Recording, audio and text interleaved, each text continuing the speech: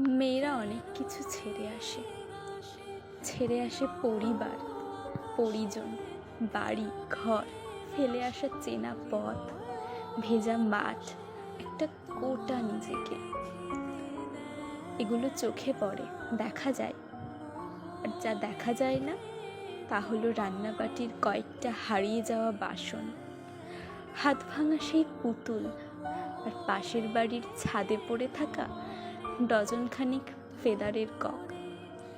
আর একটা ছেলেবেলা, ছোট থেকে একসাথে বড় হয়ে ওঠা নিত্য সঙ্গিনীটিকে।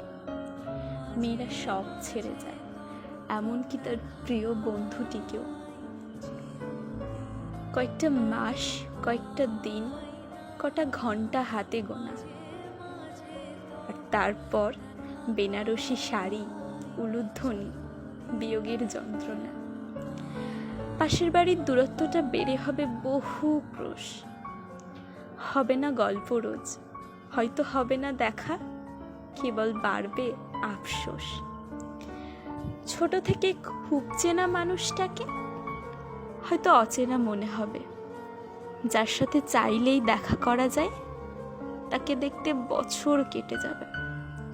এখন ফোন করে যাকে বলি, চল ঘুরে আসি ভাই, আজকে যাস না পড়াতে, তাকে ফোন করে বলবো, আছিস তো ফাঁকা, আমি পরশু আসছি বাড়িতে। হয়তো ফেরার পথে অভিমানী তুই বলবি, আবার আসবি কবে বল। এরপর জন্মদিনে ঠিক রাত 12টায় আমি পারবো না উপহার দিতে। যাকে থেকে থেকে আচমকা ধরিস জড়িয়ে, তাকে আর পারবি না ছুঁতে। মা, বাবা, বাড়ি ঘর সব ছেড়ে দিতে হয়।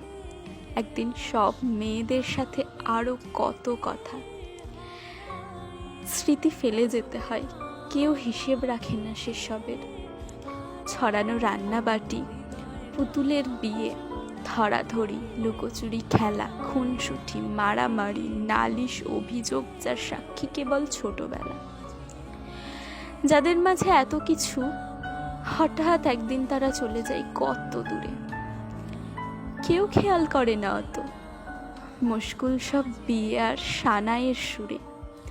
আসলে বিদায়ের সুরটা যে বড় ধার, সারা বুক জুড়ে করে ফালা ফালা। যারা ছোট থেকে কোনোদিন ছাড়েনি দুহাত, তাদের বিচ্ছেদের পালা। ঘর বাড়ি, পরিবার, চেনা পথঘাট ছেড়ে যাচ্ছি অনেক কিছুই, তবে স্মৃতিগুলো যত্নে রেখে যাচ্ছি যার কাছে, সে আমার প্রিয় বান্ধবী, তুই।